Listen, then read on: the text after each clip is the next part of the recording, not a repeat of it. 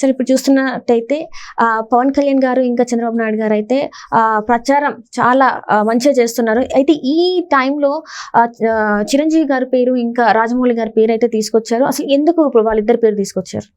ఒకటి ఏంటంటే పవన్ కళ్యాణ్ చంద్రబాబు నాయుడు ఇద్దరు కూడా ప్రచారం విస్తృతంగా చేస్తూ ఉన్నారు. ప్రజలు కూడా భారీ ఎత్తున వస్తూ ఉన్నారు. సభలు కూడా సక్సెస్ అవుతున్నాయి. ఆ సందర్భంగా చంద్రబాబు నాయుడు ప్రసంగం కానీ లేదా పవన్ కళ్యాణ్ ప్రసంగం కానీ మనం అబ్జర్వ్ చేస్తే కనుక చంద్రబాబు నాయుడు ఒకటే చెప్తున్నారు, భారతదేశాన్ని ముందుకు నడిపేటువంటి ఒకే ఒక నాయకుడు నరేంద్ర మోడీ అని చెప్తూ 2047 కల్లా భారతదేశాన్ని ముందుకు తీసుకెళ్లే ప్రయత్నం చేస్తున్నారు. నెంబర్ 1 చేసేటువంటి ప్రయత్నం చేస్తున్నారు.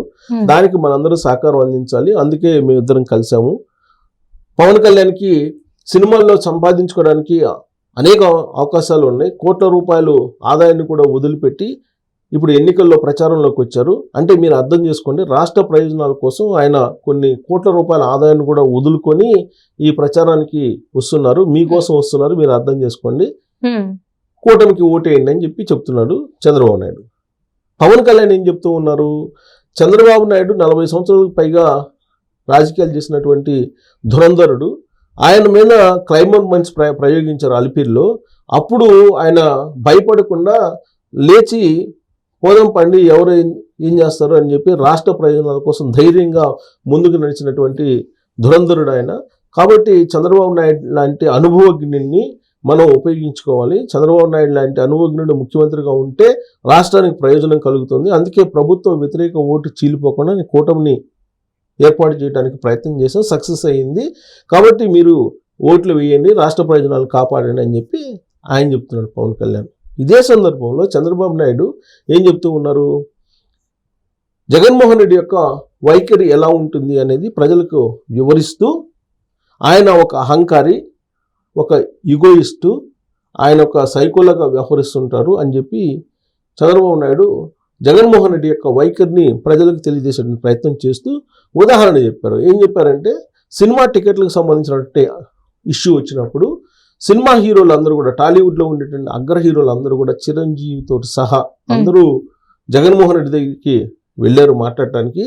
ఆ సందర్భంగా చిరంజీవి నమస్కారం పెడితే ప్రతి నమస్కారం కూడా పెట్టకుండా ఉన్నటువంటి అహంకారి జగన్మోహన్ రెడ్డి అనేది చంద్రబాబు నాయుడు గుర్తు చేశారు. అప్పుడు జరిగినటువంటి సంఘటన.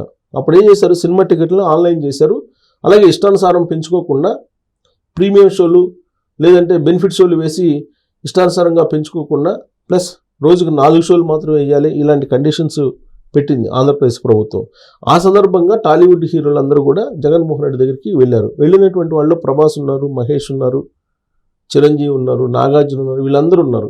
వీళ్ళందరూ యొక్క కార్లు క్యాంప్ ఆఫీస్ బయటనే పెట్టేసి నడుచుకుంటూ వెళ్ళి జగన్మోహన్ రెడ్డి దగ్గరికి వెళ్ళి కూర్చొని నమస్కారం పెడితే చిరంజీవి ప్రతి నమస్కారం పెట్టలేదు అనేది అప్పుడు బాగా హైలైట్ అయినటువంటి న్యూస్. దాన్ని పవన్ కళ్యాణ్ కూడా అనేక సందర్భాల్లో ప్రస్తావించారు. జగన్మోహన్ రెడ్డి అహంకారి, నమస్కారానికి ప్రతి నమస్కారం కూడా పెట్టలేదు. తెలుగు ఇండస్ట్రీకి చిరంజీవి ఒక పెద్ద, అలాంటి చిరంజీవిని అవమానపరిచి పంపించాడు అనేది ఇప్పుడు చంద్రబాబు నాయుడు పవన్ కళ్యాణ్ గుర్తు చేస్తూ ఉన్నారు. సో అది గుర్తు చేస్తూ రాజమౌళి కూడా వెళ్ళారు ఆ రోజున. రాజమౌళి లాంటి ఒక బాలీవుడ్ స్థాయికి ఎదిగినటువంటి, అంతర్జాతీయ స్థాయికి హాలీవుడ్ స్థాయికి ఎదిగినటువంటి ఒక డైరెక్టరు రాజమౌళి. అలాగే తెలుగు ఇండస్ట్రీలో పెద్దగా ఉన్నటువంటి చిరంజీవి వీళ్ళనే గౌరవించలేదని అంటే జగన్మోహన్ రెడ్డి ఎంత అహంకారి అనేటువంటి విషయాన్ని వాళ్ళు ప్రజలకు తెలియజేస్తూ, ఇలాంటి సీఎం మనకు అవసరం లేదు, ఇలాంటి సీఎం ఉంటే కనుక రాష్ట్రం మరో శ్రీలంక లాగా, మరో బీహార్ లాగా, మరో ఆఫ్ఘనిస్తాన్ లాగా అయిపోతుంది, తాలిబాన్ లాగా వ్యవహరిస్తున్నారు వైఎస్ఆర్ కాంగ్రెస్ పార్టీకి సంబంధించినటువంటి కొంతమంది కార్యకర్తలు కానీ లీడర్లు కానీ. సో వీళ్ళు విధ్వంసం సృష్టించారు గత 5 సంవత్సరాల నుంచి రాష్ట్రంలో.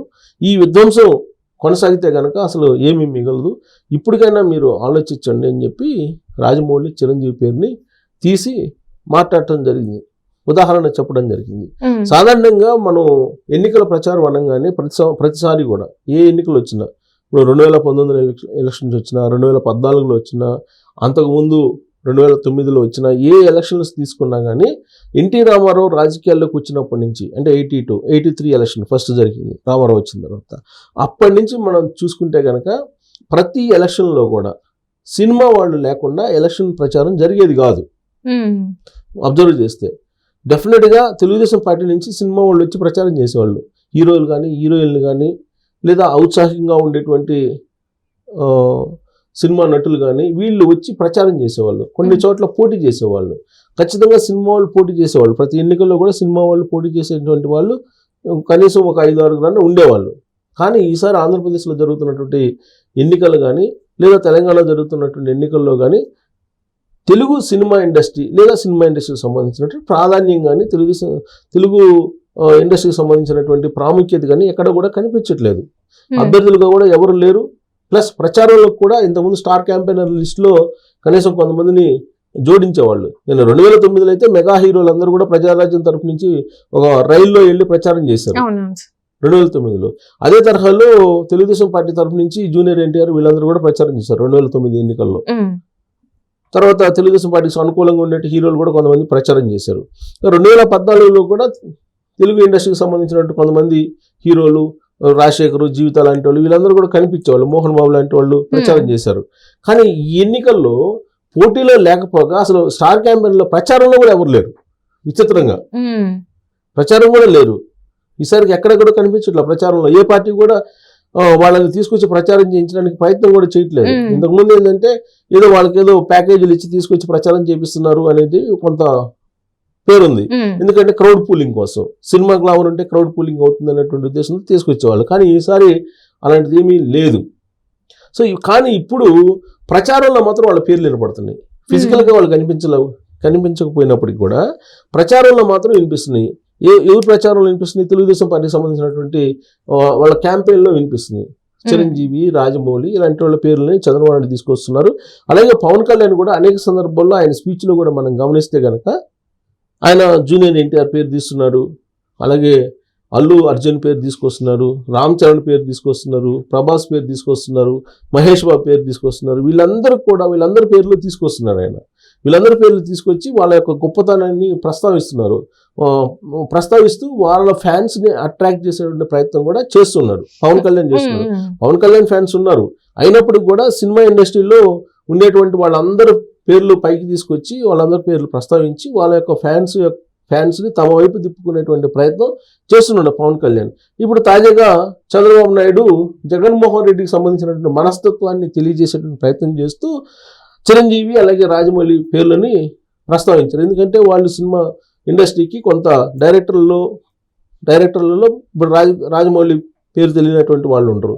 సో ఆయనకు అంత పేరు ఉంది, హాలీవుడ్ స్థాయికి ఎదిగారు. అలాగే చిరంజీవి సినిమాకి పెద్దగా కనిపిస్తున్నారు. అంటే వీళ్ళిద్దరి విషయంలోనే జగన్మోహన్ రెడ్డి ఇలా వ్యవహరించాడంటే మిగతా వాళ్ళ విషయాల్లో ఇంకా ఎలా ఉన్నారు?